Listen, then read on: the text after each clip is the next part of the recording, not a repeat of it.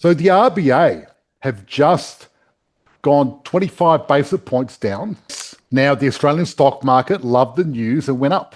As investors, I mean, what we're trying to do constantly is trying to increase our borrowing capacity. Recently, I did a post about tax in Australia, and it went a little bit nuts. So you look at Medicare, right, which looks after 25 million people. That costs less money than NDIS, which looks after not that many people. The middle class shoulder 90% of the burden.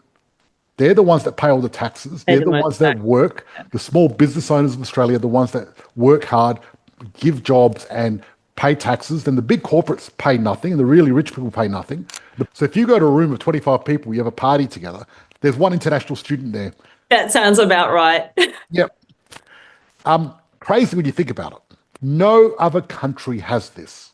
Jim Rohn used to talk about, motivation is not that good because what if you motivate an idiot? It's going to even do something even stupider, quicker, right? So the important thing really when it comes to property investing is getting educated. 2/3 of people that invest in property lose money, right? And then 1/3 do okay, but only a very small percentage do really well, like our members, right?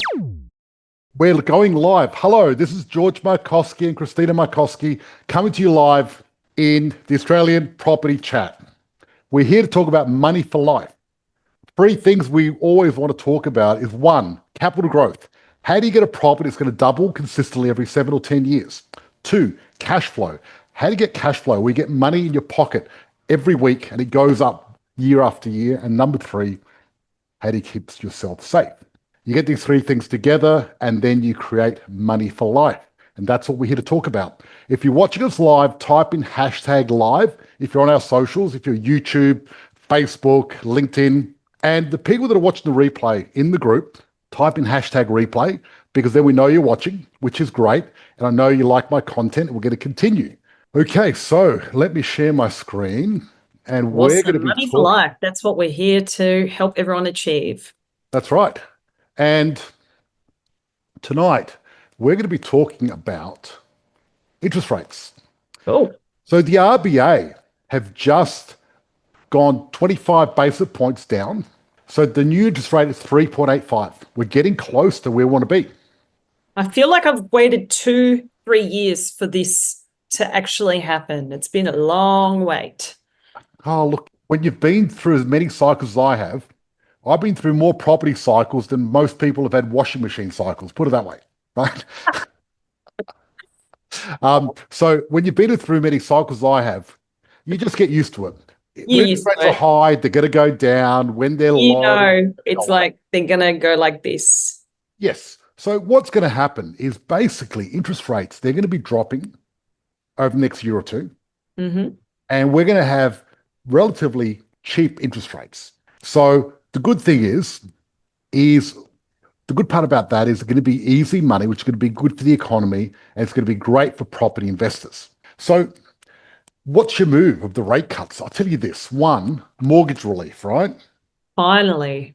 Which is going to be great. So people are going to be saving several $100s per month off their mortgage with this, the average mortgage. So higher cash flow position for properties. That's right. So the good part is 1, mortgage relief, which people need desperately. Okay, people have been struggling. It's been tough. Yeah. Then the other thing is savers are going to be set back, right? Why is that? So, well, put it this way: in Australia, we've got $1 trillion in term deposits, right? And that's going to, with this interest rate drop, that means people are going to make $6 billion less on interest next 12 months. Right? So we've dropped $6 billion of income out. What does that mean? If you've got money in the bank, it's shrinking. It's shrinking. That's right. That's what it means. But if it's in property, it's keeping up with inflation. Yes. Now, the Australian stock market loved the news and went up. Nice. And guess what else is going to go up? Property, right? So what happens is the market happens very quick. You hear the news, the interest rate drop, and it goes up straight away. It went up about 0.5%, right? So it's hit a 3-month high, the stock market in Australia. But property takes a little bit longer, but it will happen. because I tell you where the smart money is going this year. The smart money is going to the property. And you always want to be where the smart money is going. That's the thing. Absolutely. Yeah. So I also heard the four major banks are passing on the interest rate cut next week yes, which is great. So on we're the going to have 30th. massive mortgage relief straight away. Now, if you've been thinking about refinancing, this could be the time, or certainly next time. You know what I mean? So the timing is getting closer to when you should refinance, depending on the situation, right? So so that's good news. And what it does, it just shows that we've expected this to happen. It happened. But also, it's going to increase everyone's borrowing capacity and purchase price ability. Yes, it is. So what it's going to do is going to have an impact on borrowing capacity, which is great for investors because as investors, I mean, what we're trying to do constantly is trying to increase our borrowing capacity because that's one of the biggest limiting factors, you know. So whenever interest rates go down, it's great news because then suddenly you might be able to redo things. And if you're borderline, you might be able to get into the market and get your next property. yeah, so if you're borderline, this could get you over the line. But if you've got quite a big portfolio, this can get you a lot more properties overnight as well, which is great. It's a lot more leverage, a lot more power. Exactly. The bigger your portfolio, the bigger the leverage, and that's how it works, right? Yeah. So recently I did a post about tax in Australia, and it went a little bit nuts. So I'm going to show you what I wrote. This is interesting. So this is what I wrote. If you earn $100 in Australia, the tax man grabs around $33 first, leaving you $67. Then if you fill up your car with $67 worth of petrol, guess what?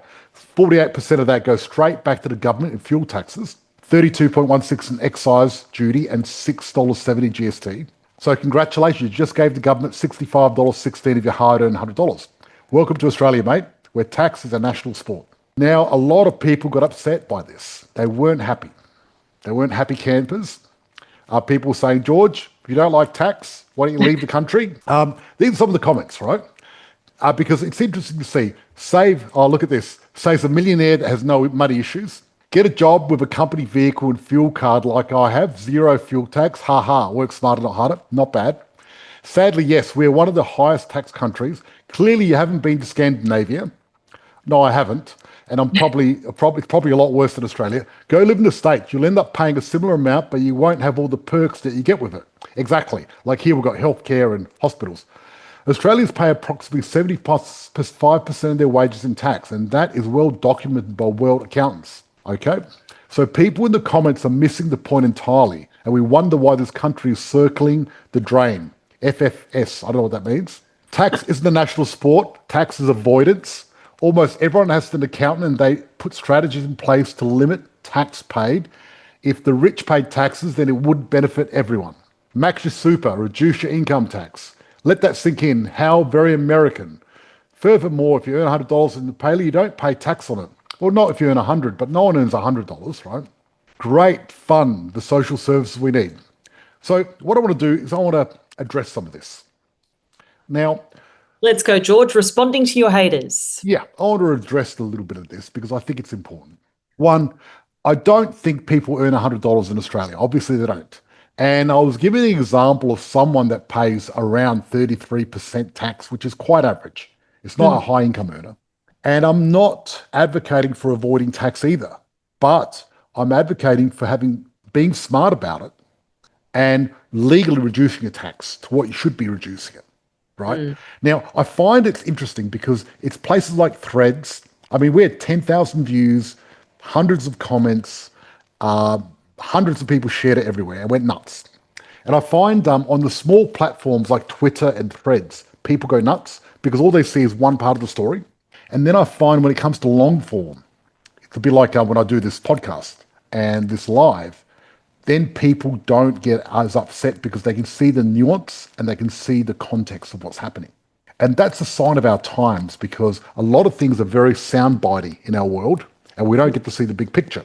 And I think people are now wanting less sound bites and more quality, deeper conversations. And that's what I'm here to give you, right? And I think that's part of the reason Trump beat Kamala. I almost started saying Kamala, Kamala, Kamala. I couldn't help it, right? But that's why he beat Kamala Harris, because she was doing a lot of sound bites with the traditional stuff where Trump went on Joe Rogan for 3 hours straight. And when you're talking for a long time, people get to know you a little bit better and understand nuance a little bit better. Of course, they get to know your personality, they get to know more about you as a person, Yes, what your absolutely. values are, everything. That's right. And this person saying a comment that if the rich paid taxes, we'd all be better off is actually true, right? The thing is, what we have to understand in Australia, we're very heavily taxed. And we spend a lot of money on a lot of things, and this is going to be a little bit controversial, but you look at Medicare, right, which looks after 25 million people. That costs less money than NDIS, which looks after not that many people. Right. Interesting. So it's like it just ballooned out of nowhere. And I'm not saying that people don't need help, but I know a lot of people that are becoming very, very rich off NDIS because the government is just handing out money hand over fist. And it's not a good way of using our taxes. And we live in a great country where we've got great medical care and everything else, but we need to be better with what we do, right? We've got an opportunity as Australians to have the best country in the world, but we don't, right? And that's because we don't have any prime ministers that are willing to lead and have balls to do something good. And what happens is you have the people on the bottom end and the rich, and then you got the middle class. And what happens is the middle class shoulder 90% of the burden. They're the ones that pay all the taxes. They're the ones that work. The small business owners of Australia are the ones that work hard, give jobs and pay taxes. Then the big corporates pay nothing, and the really rich people pay nothing. The people at the bottom don't have enough to pay, fair enough. And then you've got the two political parties, and Labor are like, yep, let's take money out of the middle class and give it to the poor. And Liberal are, let's take money out of the middle class, give it to the rich, right? And then we're stuck in the middle as the sort of people in the middle of the whole story. And I wish we were more like Norway, where Norway, what they did is they taxed their resources quite heavily and out of the profits. And what they did is created a sovereign wealth fund. And now Norway is the richest country in the world. They own all these corporations all around the world, but it's not it's everyone in Norway. So they don't have to pay any taxes anymore because they've got so much money, right? Now, we've got more wealth than Norway. We just don't manage it right. We give it away for free. We send it off to China and Japan. They turn it to cars, send it back to us, and we pay a big premium, right? And the thing is, we need to be a little bit smarter and maybe more like, Trump, Australia first instead of America first, and maybe think more about our country. That's what Clive Palmer was pitching. Yeah, I know, but I don't think. I think Clive Palmer's policy was Clive Palmer first. So I don't know. Look, I'm not that clear on his politics, but the fact of it is, we need to do something. But anyway, this is the end of my rant. I just wanted to have a bit of a rant here because sometimes I like to rant. And now what I want to do is talk about property, which I talk about most times, and talk about what's happening in the property market. Cool. And I talk a lot about government, and I'll tell you why. Because government policies affect property prices. So that's why I need to be on top of it. Yeah. Now, a few people have been asking the question about the unrealised capital gains tax. Ah, yes, this is an important one. Yeah. So I really think unrealised capital gains tax is the stupidest thing I've ever heard, right? So what it means that is if your shares go up or your property goes up in value, even though you haven't made that money, you have to pay tax on it. And this is what Labor are proposing? Yes. Good old Labor. They're just talking about it, though. Nothing's been put in. They've just proposed it. They're just talking about it. Nothing's been passed. Yep. Now, fortunately, most of Labor's and the Greens' genius ideas end up in the bin anyway, which is great, right? Because some of their ideas are pure genius. But no, I'm being sarcastic. Trying to tax people, superannuation was created because there's less people working as a percentage of the population than ever in history. Because back in the 50s and 60s, you had all these young people working and hardly anyone retiring, so their tax could pay for their pension fund. It was fine. But now Australia, the first world, and most of the world is getting an aging population. The demographics have changed quite considerably. We don't have enough working people to pay for people to retire, which is a problem. So what we decided to do is create this thing called super, where you couldn't touch it until you retired, and that was there for you to retire. So the government wanted you to contribute to your own future, or your company or your employer, so you could do that.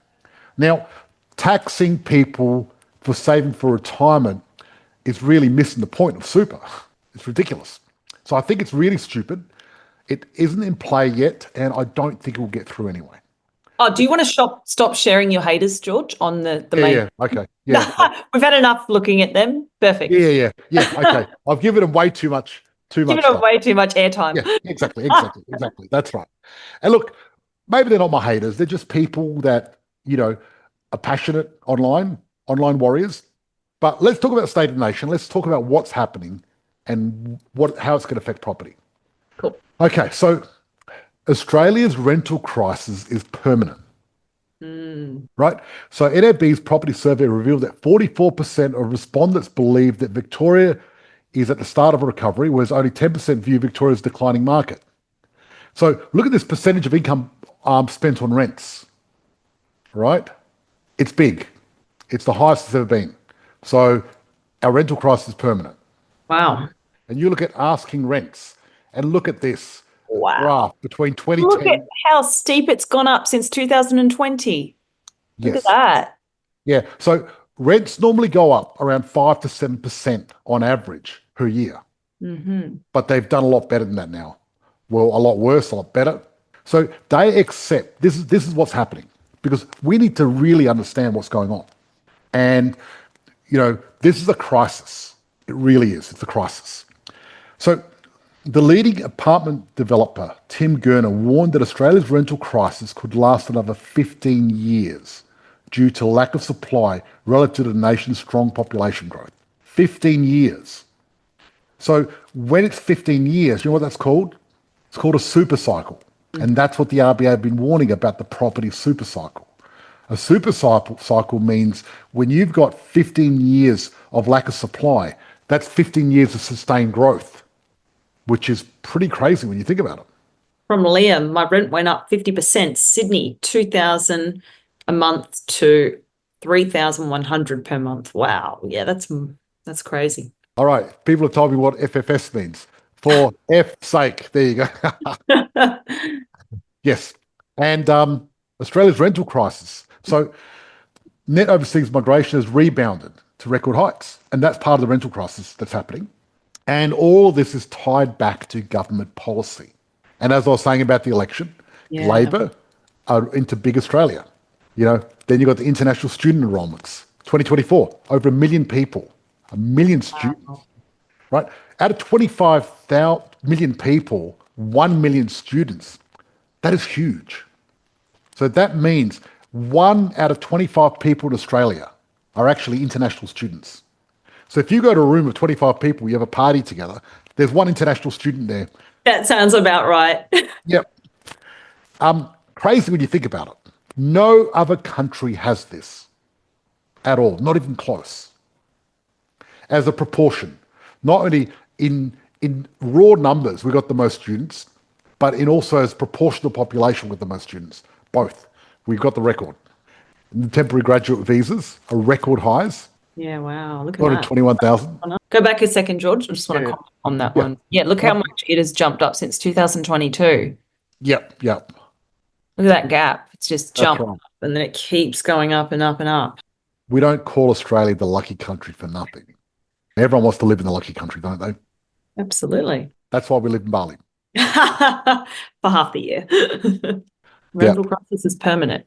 Long-term movements. Yeah. So our April labour force release from ABS has shown that the growth in the 15 plus civilian population accelerated over the first 4 months. Wow. Okay. So, and a lot of people, what they're saying is Labor, right?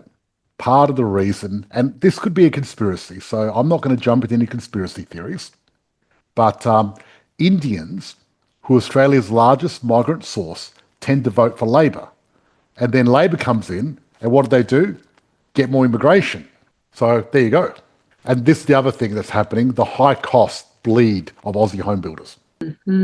So pre-pandemic now, construction sector insolvencies are double what they are. So I think I went through this last week, so I'm not going to go through it again. Maybe just give us a summary. 7,000 builders went broke. That's the summary. Wow. Okay. Shocking. And then what I want to go through, look at this, okay? This graph is pretty amazing. So between March 2020 and April 2025, Melbourne dwelling values grew by 16.2% versus 43.3% growth across the combined capital cities, right? So if you look at 2020, right? 2020, look at that red line and the blue line. The red line is capital city aggregate, and you look at Melbourne. It's identical. The same. But see how it converges Then and it's gets separate. wider and gets wider and wider, right? So this was due, I'll tell you what it's due to. One is, who was in power in Melbourne? Forgotten his name now. Everyone really hated him a lot. Promo. Dan Andrews. Dan Andrews, that's right. Oh, Dan Andrews. Dan Andrews locked down the state and created some draconian laws on a lot of stuff. And really, a lot of investors left Melbourne, right? In droves. Hey to Dan. Right? And Dan left Melbourne as well. He made it so shit that he left. Yeah. Okay. There you go. So what happened is also Melbourne has traditionally had the lowest rate of return when it comes to rent per $1,000. So if you get a normal property, you want to get around 4.5% to 5.5% return, but you're not going to get that in Victoria. So a combination of Dan and poor rental return has stagnated the market for a long time, and it's been stuck. Oh. Yes. So when you see the gap in the market, Dirty Dan. yep, dirty Dan. But the thing is, so a lot of people look at this and go, wow, Melbourne, it sucks. It's terrible, right? It's underperformed. If you put your normal hat on like a normal person.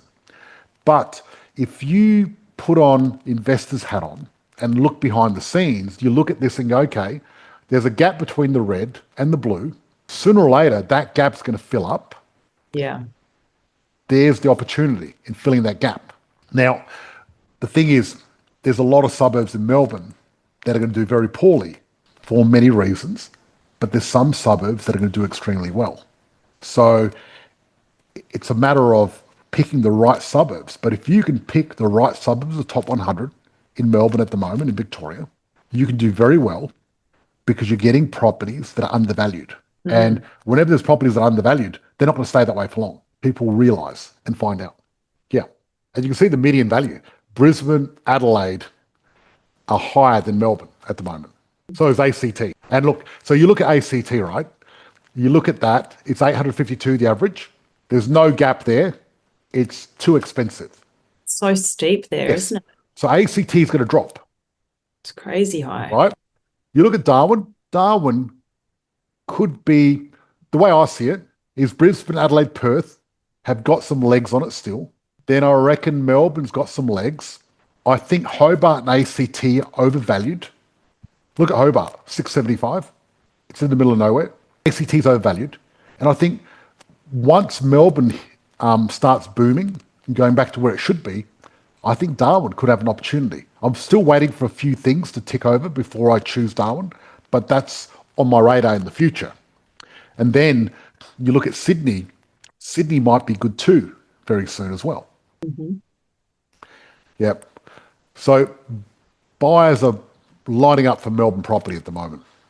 And you look at our auction clearance rates compared to price growth, and it's funny how auction clearance rates and price growth track quite strongly.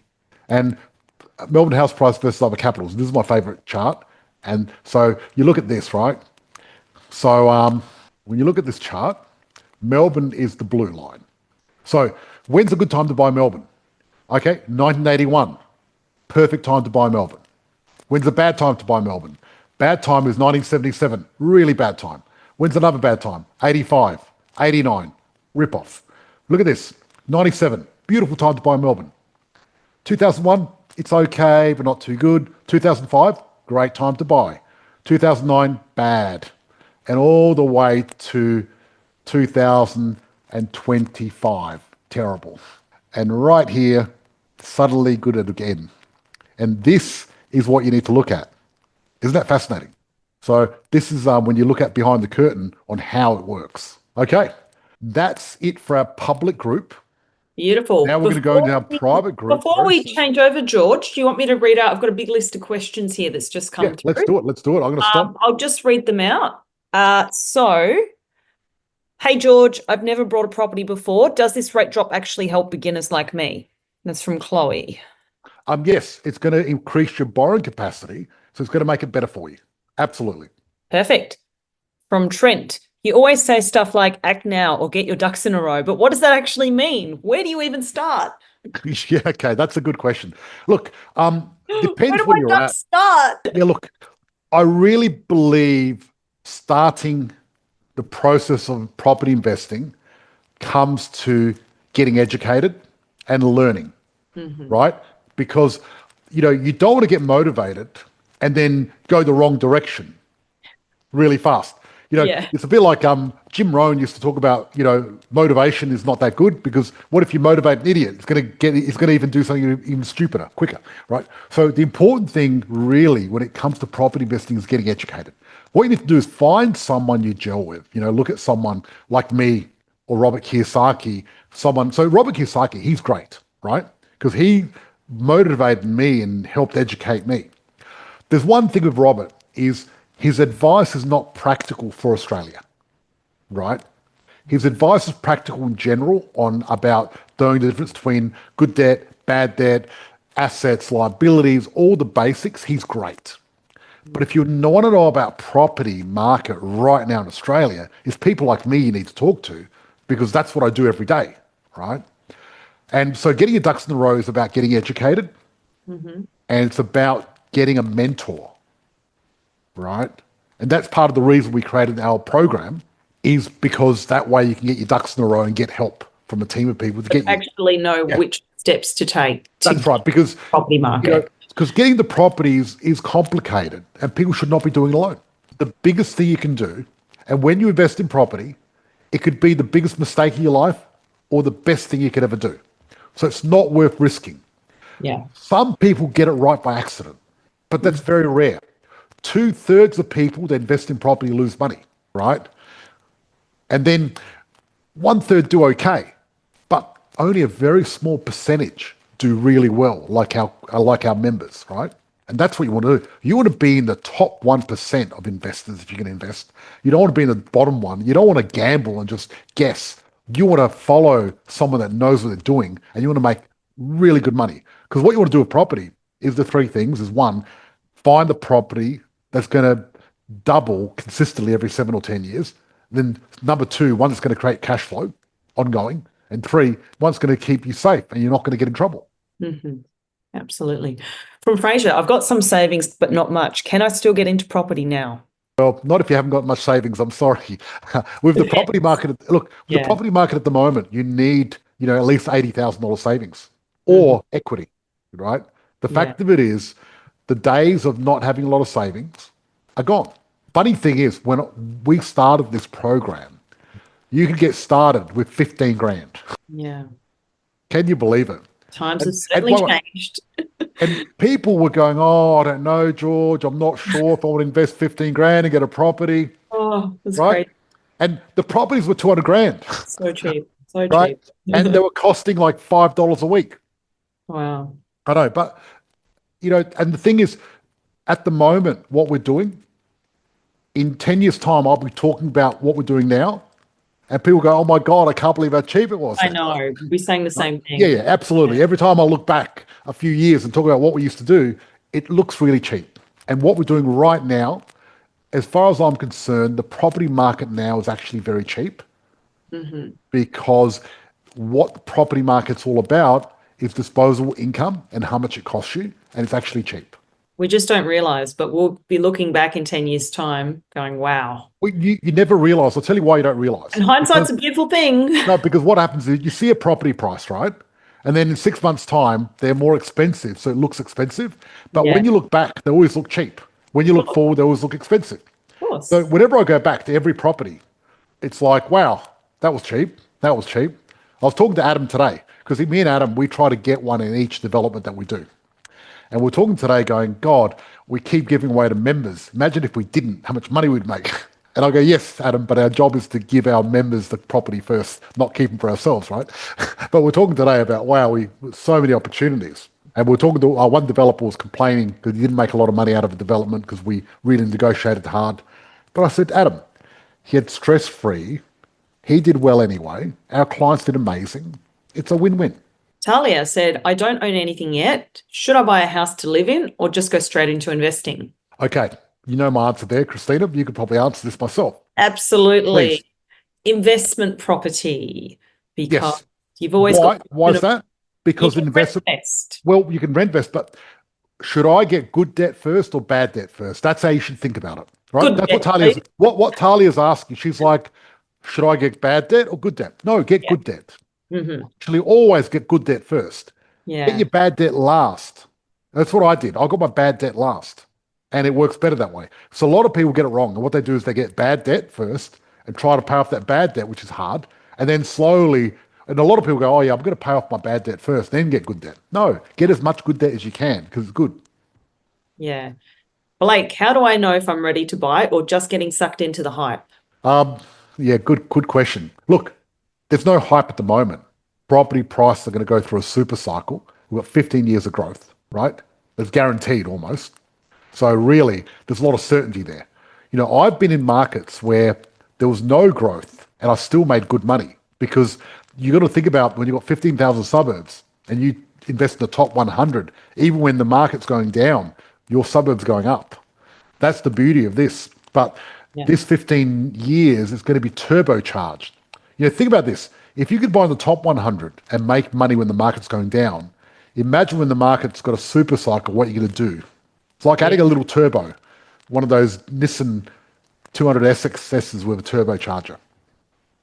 Okay. I already have a property. This is from Noah. What's the smartest thing I can do right now to make the most of the rate drop? The smartest thing you can do is, one, redo your finances because you're going to save money. But don't just redo your finances. What you need to do is look at your equity. And when you redo your finances, release equity. But you've got to do it the right way. Because if you release equity the wrong way, then you're going to cross-collateralize, and that's not saving. That's going to put you at risk. So it's a matter of sectioning off your debt the right way to create all of your debt to be good debt when you're using it for investment property. Yeah. Right. And as you get your equity out and draw it out, you can reduce your rate at the same time. You don't want to do it twice. It's a lot of effort and it costs money. Definitely. Michelle from the block said, can I use the equity in my first place to buy another property? Another one now that rates are down. Maybe. It depends on the finance. Yeah. Anyway, look, we need to go to our private group, Christina. Okay. Yes, we'll have to save the rest of the questions for maybe another episode. Yeah, absolutely, because we've got to go to our private group. Of course we do. So we'll turn off from the Facebook. Thank you, ladies and gentlemen. Thank you, everyone. And look, we'll see you next Thursday night. Same bat time, same bat channel. Absolutely. See you then.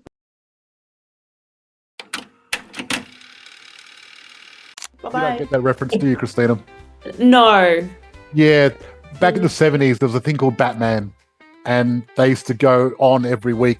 And Robin used to say, same bat time, same bat channel, before you were even born, Christina. Well, that's why I don't know what it means, but it sounds good either way. Makes me sound old, doesn't it?